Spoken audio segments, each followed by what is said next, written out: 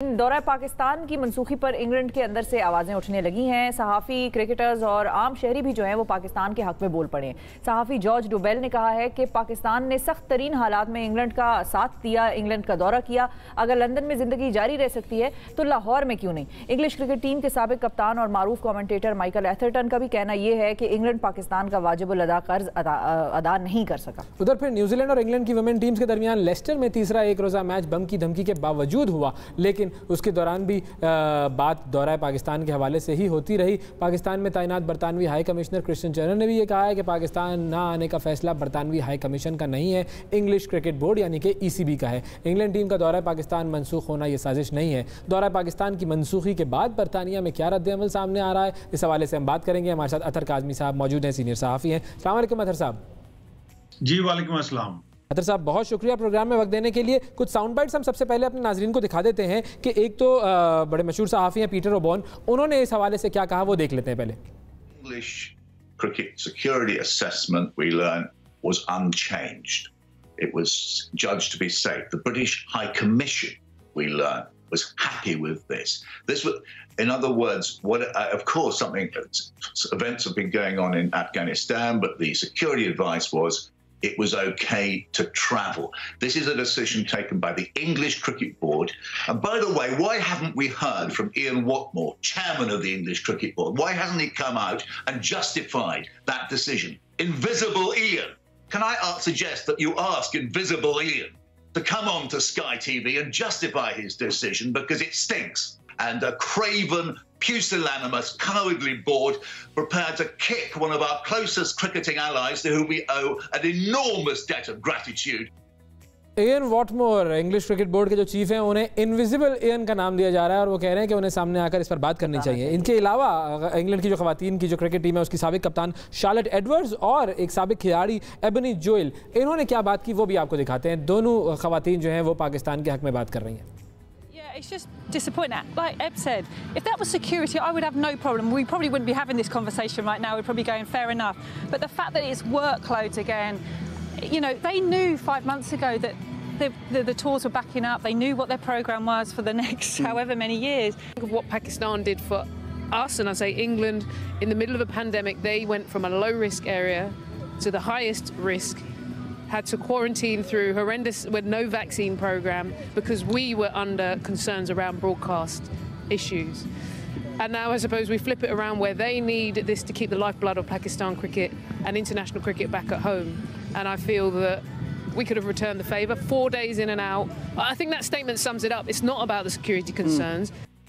ये आपने सुना नाजरीन, पाकिस्तान के हक में बात हो रही है कि ये वर्कलोड का इशू लगता है, सिक्योरिटी का इशू नहीं है। आथर साहब आपकी तरफ आते हैं कि ये सिक्योरिटी का इशू तो नहीं है, और उसकी एक वजह ये भी है कहने की कि पाकिस्तान में बैठे हुए या दुनिया भर में बैठे हुए मुबस्सिरीन जो लोग इस सिचुएशन को बड़ा फॉलो कर रहे थे, वो ये कह रहे थे कि न्यूजीलैंड इनकारी है, वो हमारे साथ इंटेलिजेंस रिपोर्ट शेयर नहीं कर रहा।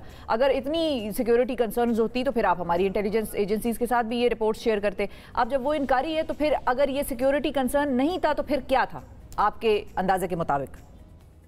देखिए, इसमें जिस तरह आपने जो साउंड बाइट्स सुनवाई ये बड़ी इंपॉर्टेंट है। इसके अंदर एक जिक्र आया वर्कलोड का। अगर हम थोड़ा सा पीछे चले जाएं, अभी इंडिया का और इंग्लैंड का यहाँ पे जो टेस्ट मैच होना था वो भी कैंसिल हो गया।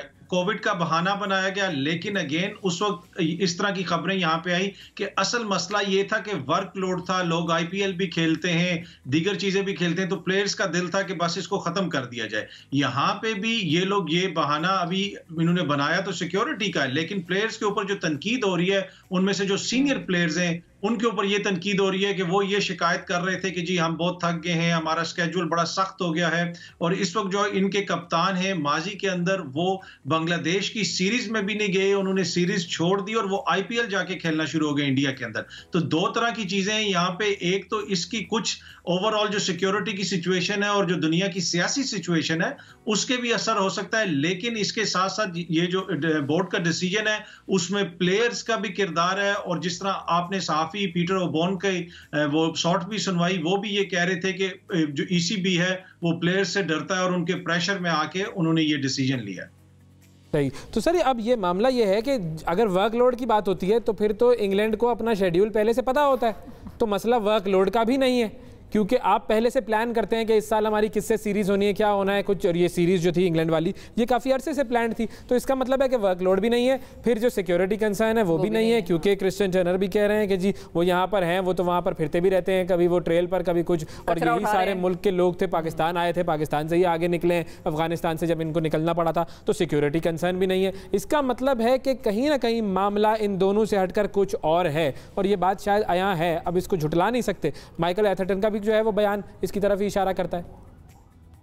जी देखिए, इसमें जो इसका जो सियासी पहलू है ना, उसको आप नजरअंदाज नहीं कर सकते। आपको पता है कि जिस तरीके से न्यूजीलैंड की टीम वापस गई, एक तरह से तासुर ये दिया जा रहा है कि पाकिस्तान सेफ नहीं है। उसके बाद एकदम से बरतानिया की जानिब से भी ये फैसला लिया जाना, और अब बरतानिया के अपने जो हाई कमिश्नर हैं, ऑब्वियसली उनके ऊपर ज्यादा प्रेशर है, इसलिए कि वो पाकिस्तान के अंदर है, उनको भी ये कहना पड़ा जी कि इस तरह की कोई बात नहीं है। लेकिन जिस तरीके से ये फैसला लिया गया, इसके नताइज जो पाकिस्तान के लिए ना वो बड़े खतरनाक होंगे। ये खाली क्रिकेट की टीम नहीं है, यहां पे बैठा हुआ जो इन्वेस्टर है, यहां पे बैठा हुआ वो शख्स जिसका दिल है कि वहां पे जाके वो कुछ इन्वेस्ट करे, वहां पे जाके कोई कारोबार करे, तो वो सारी चीजें इससे मुतासिर होंगी। दूसरी एक और चीज भी है, यहां पे जो पाकिस्तान के JF-17 थंडर की जो डील हुई है अर्जेंटीना के साथ, उस हवाले से कुछ दिनों से बरतानवी प्रेस किस किस्म की रिपोर्टिंग कर रहा था वो भी हमारी नजर से गुजरा है। माजी के अंदर बरतानिया ने प्रेशर डलवा के साउथ कोरिया से और स्वीडन से उनके जो डील्स थी इस तरह की वो कैंसिल करवाई थी।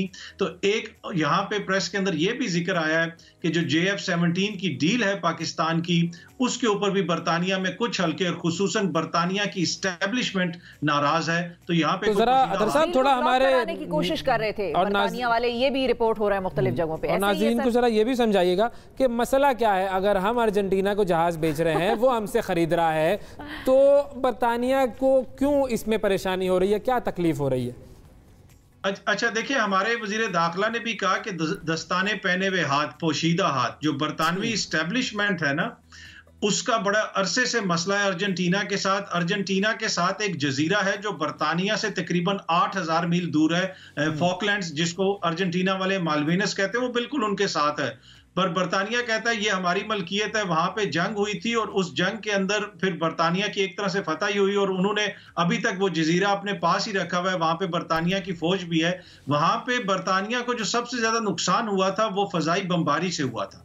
उसके बाद बरतानिया ने मुकम्मल बैन लगा दिया कि कोई भी अर्जेंटीना को कोई भी फजाई पुर्जे या फजाई इस तरह के जो जेट्स वगैरह हैं वो फराम ना करे। तो जिधर भी कोई डील होती है ये उसको मनसूख करवा देते हैं प्रेशर डाल के।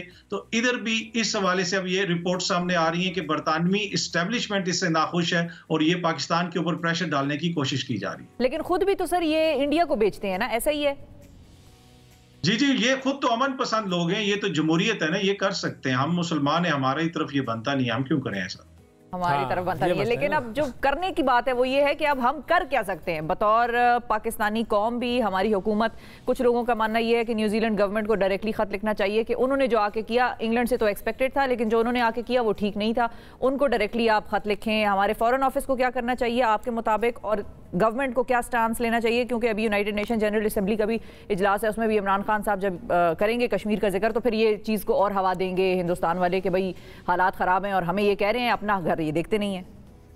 जी अच्छा, देखिए इसमें दो चीजें, हमने दुनिया से लड़ना नहीं है, लेकिन हम दुनिया के सामने चुप करके भी नहीं बैठ सकते। अब प्रॉब्लम ये है कि अगर आप इस सारे चक्कर को देखें ना, मैं बड़े अरसे से यहाँ से भी न्यूज कवरेज वगैरह कर रहा हूँ, मुझे हमेशा इस तरह लगता है कि ये लोग हमें ऊपर से देखते हैं कि हमें कमतर समझते हैं, और माजी में जिस तरीके से हमारे रवैया भी इनके साथ रहा, हम लोग ये समझते हैं हमेशा कि हम इनसे नीचे, हमें बराबरी की सतह के ऊपर बात करनी चाहिए और इस मसले को उठाना चाहिए। लड़ाई या गालम गलोच, दुश्मनाम तराजी की बात नहीं मैं कर रहा, लेकिन इस मसले को बैनुल अक़वामी फोरम्स के ऊपर उठाना चाहिए, खुसूसन ICC के अंदर इसको उठाएं और फिर इसको परसू करें। ये ना हो कि इसको हाफ हार्टेडली वो आपको 2 मैच दे दें आगे जाके तो आप इसको छोड़ दें। नहीं, इस मसले को आपको परसू करना पड़ेगा। जब तक आप परसू नहीं करेंगे, अपने हक के लिए खुद नहीं लड़ेंगे, मेरा नहीं ख्याल कि कोई भी आपको हक देगा। और बरतानिया की जहां तक ताल्लुक है, माजी के अंदर खान साहब के ऊपर जिस तरीके से बरतानवी प्रेस ने हमले किए, कहा कि जी ये बॉल टेम्परिंग करते हैं, फिर हाई कोर्ट में यहाँ पे केस किया,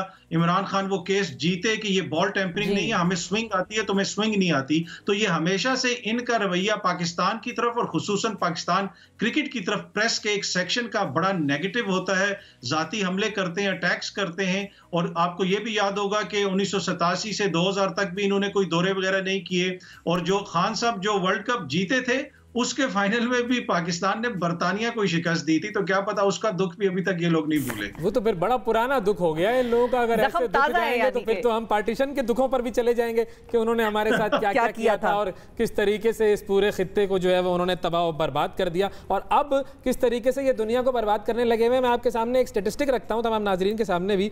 $17 बिलियन के आर्म्स एंड एम्यूनेशन यूके ने सेल किए थे राइट्स एब्यूजर्स को। ये वो ममालिक हैं, 39 ममालिक ऐसे हैं कि जिनको यूके ने आर्म सेल्स की है और इस आर्म सेल की तादाद जो नंबर जो आता है, इसका फिगर जो आता है वो आता है $17 बिलियन और ये है 2011 से लेकर 2020 तक उन्होंने सेल किया। ये 53 कंट्रीज़ की एक लिस्ट है जो कि फ्रीडम हाउस ने जारी की है और इन कंट्रीज़ को कहा जाता है कि यहाँ पर जो है वो राइट्स एब्यूज़ किए जाते हैं और ये नॉट सेफ कैटेगरी में आती हैं ये ममालिक। और उनमें से 39 को यूके ने आर्म सेल किए हुए हैं। हम अगर जो है वो किसी को शराफत से आर्म सेल करें तो इनको मसला हो जाता है और ये खुद जो चाहे करते रहें और फिर उसके बाद कहते हैं कि हम तो जी अमन पसंद जमहूरी ममालिक हैं। तो ये इन लोगों के डबल स्टैंडर्ड है। अब सर सिर्फ मुझे ये बताइए कि ये जो लेस्टर में जो मामला हुआ था बम की धमकी का, उसकी कोई तस्दीक आई?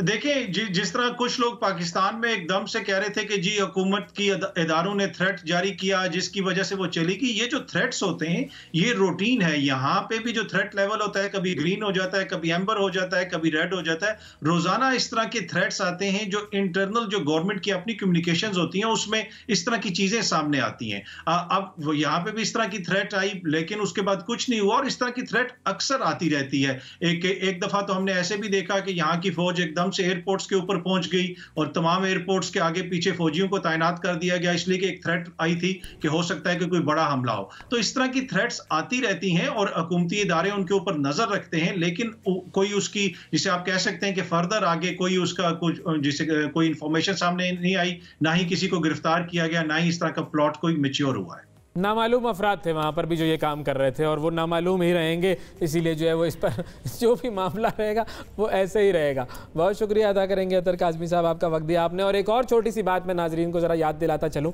कि जो आखिरी जो वर्ल्ड कप हुआ था जो इंग्लैंड ने जीता था, न्यूजीलैंड को हराया था, उसमें भी इंग्लैंड ने इंडिया से हार कर पॉइंट्स टेबल पर सिचुएशन ऐसी बना दी थी कि पाकिस्तान आगे ना जा सके। तो ये साजिशें जो हैं वो सियासत में भी होती रही हैं, ये साजिशें खेल में भी होती रही हैं, लेकिन पाकिस्तान इन तमाम साजिशों का मुकाबला करेगा and we will bounce back.